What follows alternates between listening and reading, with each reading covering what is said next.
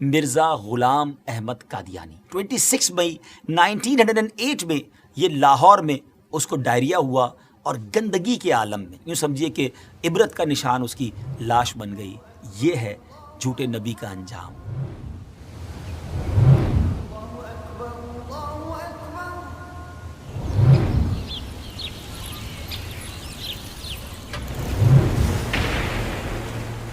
السلام علیکم ورحمۃ اللہ وبرکاتہ۔ الحمدللہ عز وجل ہماری ویب سیریز قیامت کی نشانیاں میں آپ سب کو ویلکم کرتے ہیں۔ آج بھی پچھلے ٹاپک کو کنٹینیو کریں گے کہ جھوٹے نبوت کے دعوے دار، بڑا ہی دل خراش ٹاپک ہے، اور پچھلے میں بھی ہم نے دو ایسے لوگوں کی بات کی تھی جنہوں نے نبی پاک علیہ الصلوۃ والسلام کے دور میں ہی معاذ اللہ نبوت کا دعویٰ کیا اور دونوں ہی دنیا سے فنا ہو گئے۔ اس کے بعد کچھ اور بدبختوں نے بھی یہ دعویٰ کیا، یہ کلیم کیا، اس کے بارے میں ہم آپ کو بتائیں گے۔ یاد رہے کہ نبی پاک علیہ الصلوۃ والسلام کی ایک حدیث پاک ہے کہ پیارے آقا علیہ الصلوۃ والسلام نے فرمایا کہ قیامت قائم نہ ہوگی یہاں تک کہ دو بڑے گروہ جنگ کریں گے، دونوں کا دعویٰ ایک ہی ہوگا، یہاں تک کہ تقریباً 30 دجال اٹھیں گے اور ان میں سے ہر ایک کا دعویٰ ہوگا کہ وہ اللہ کا رسول ہے۔ اب آئیے اسی ٹاپک کو کنٹینیو کرتے ہیں کہ حضرت ابوبکر صدیق رضی اللہ تعالیٰ عنہ کے زمانے کے طلحہ بن خویلد الاسدی نے بھی نبوت کا دعویٰ کیا، جو بعد میں توبہ کر کے مسلمان ہو گیا تھا۔ اس کے علاوہ ایک عورت تھی سجاح بن سوید، اس نے بھی نبوت کا دعویٰ کیا تھا۔ کمال کی بات ہے، اس کا لشکر بھی بہت بڑا تھا اور اس کے ساتھ عرب کے بڑے بڑے سردار بھی کھڑے ہو گئے تھے۔ یہ بہت ظالم عورت تھی، ہمیشہ بھیڑیے پر سفر کرتی تھی۔ اس نے مسیلمہ کذاب سے شادی کر لی تھی۔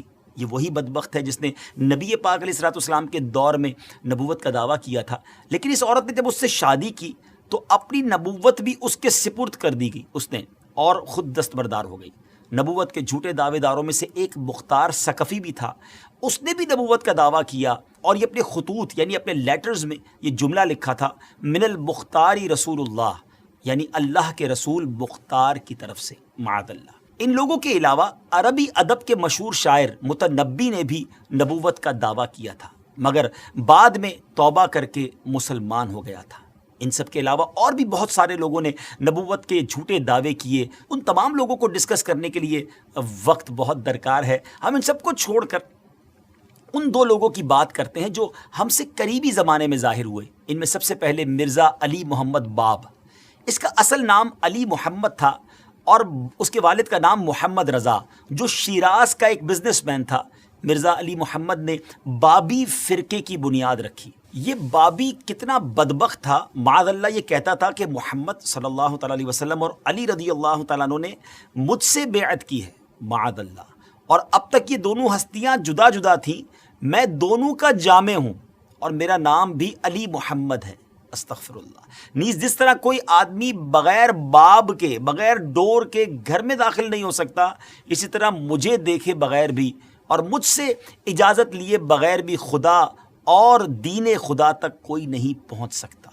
اس کے چیلوں نے یہ مذکورہ بکواس سن کر اس کا لقب ہی باب کر دیا، یعنی ڈور اس کا لقب تھا۔ یہ بابی ڈور کی وجہ سے، باب کی وجہ سے تھا۔ بابی فرقے کے چند عقائد سنیے، معاذ اللہ۔ نمبر 1، وہ کہتا خدا کہیں غائب نہیں ہے بلکہ وہ ہمارے اپنے اندر موجود ہے، سو جب ہم اپنے اندر دیکھتے ہیں تو وہی اس سے ملاقات کا دن ہوتا ہے۔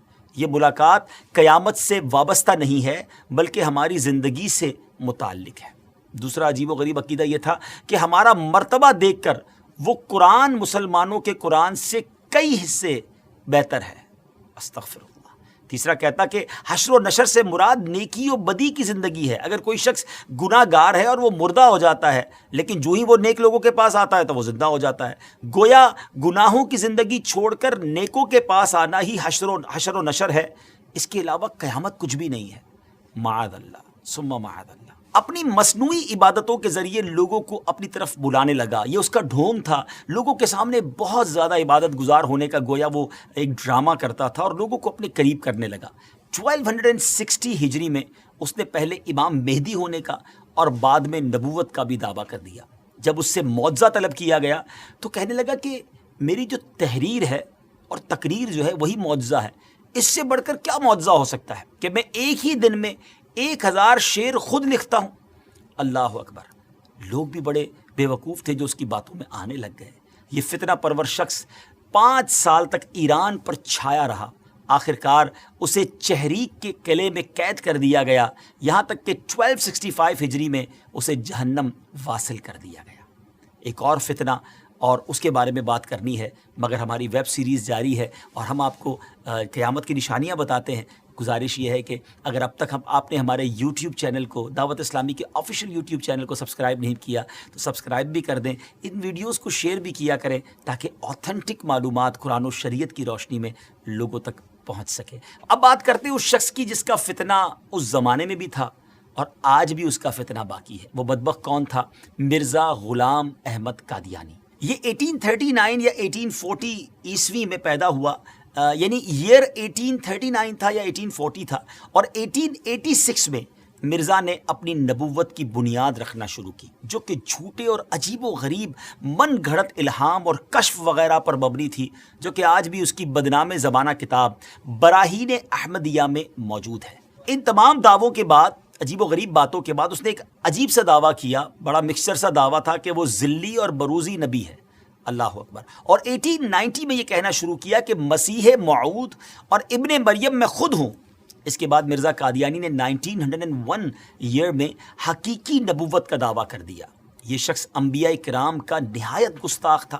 حضرت عیسیٰ علیہ السلام کے بارے میں لکھتا ہے کہ آپ علیہ السلام کے بہت سے معجزے مشہور ہیں، لیکن حق بات یہ ہے کہ آپ سے کوئی معجزہ ظاہر نہیں ہوا، معاذ اللہ. دعوی نبوت کے بعد مرزا کی رگ شیطانی مزید بھڑکی تو اس نے خدائی کا دعویٰ کر ڈالا. لکھتا ہے کہ میں نے نیند میں اپنے آپ کو ہو بہو اللہ دیکھا اور میں وہ اللہ ہوں. پھر میں نے آسمان و زمین بنائے اور کہا ہم نے آسمان کو ستاروں کے ساتھ سجایا ہے. استغفر اللہ، استغفر اللہ.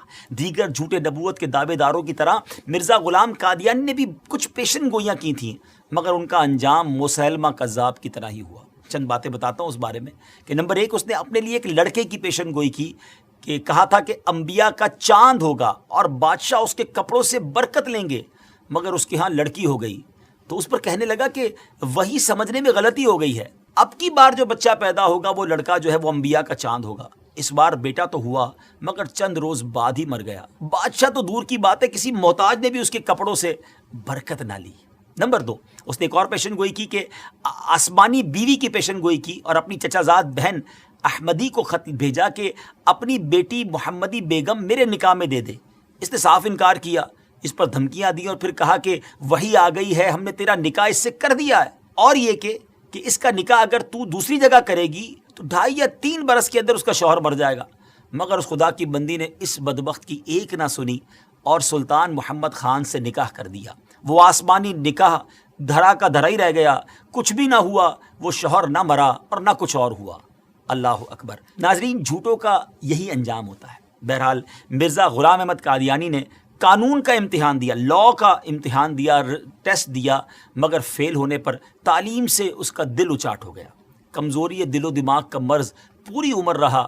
کئی بیماریاں اس کی زندگی میں اس کے ساتھ تھیں. 26 مئی 1908 میں یہ لاہور میں اس کو ڈائریا ہوا اور گندگی کے عالم میں. جی ہاں، جب اس کا آخری وقت آیا تو وہ واش روم میں تھا، گندگی میں لت پت تھا اور لوگ اس کی لاش کو دیکھ کر یوں سمجھیے کہ عبرت کا نشان اس کی لاش بن گئی. ناظرین، یہ ہے جھوٹے نبی کا انجام.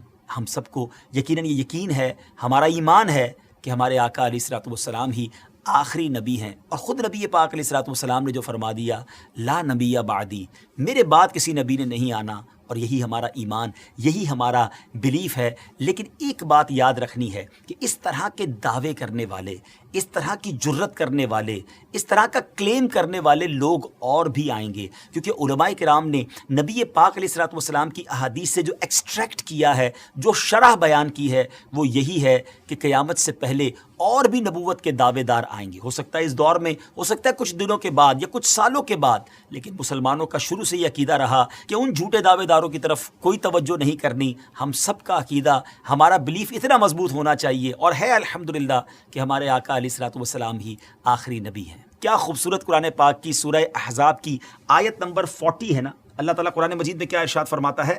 ما کان محمد ابا احد من رجالکم ولکن رسول اللہ وخاتم النبیین وکان اللہ بکل شیء علیما. سبحان اللہ، کتنا خوبصورت اس کا ترجمہ ہے. محمد تمہارے مردوں میں کسی کے باپ نہیں ہیں، لیکن اللہ کے رسول ہیں اور سب نبیوں کے آخر میں تشریف لانے والے ہیں، اور اللہ سب کچھ جاننے والا ہے. نبی پاک علیہ الصلوۃ والسلام نے بھی فرمایا نا، لا نبی بعدی، میرے بعد کوئی نبی نہیں ہے. تو الحمدللہ یہ چمکتا دمکتا عقیدہ مسلمانوں کا صبح قیامت تک انشاءاللہ جاری و ساری رہے گا کہ اللہ کے آخری نبی جناب محمد الرسول اللہ صلی اللہ تعالیٰ علیہ وسلم ہیں، اور یہی ہمارا ایمان ہے. بہرحال ان جھوٹے نبوت کے دعوے داروں کے بارے میں ہم نے جانا، اور علماء احادیث کی شرح کرتے ہوئے لکھتے ہیں کہ یہ نشانی ابھی اور چلنی ہے، یعنی اور لوگ بھی قیامت سے پہلے اس طرح کے دعوے کرتے رہیں گے اور مسلمان ان سے نپٹتے رہیں گے. بہرحال اللہ کریم ہم سب کو سچے ایمان والا، صحیح عقیدے والا مسلمان بنائے اور قیامت کی اچھی تیاری کرنے کی توفیق عطا فرمائے. اگلے پروگرام میں ایک اور قیامت کی نشانی لے کر حاضر ہوں گے. دعاؤں میں یاد رکھیے گا. السلام علیکم ورحمۃ اللہ وبرکاتہ. If you like, please hit the like button and subscribe our channel, Dear Islamic Brothers.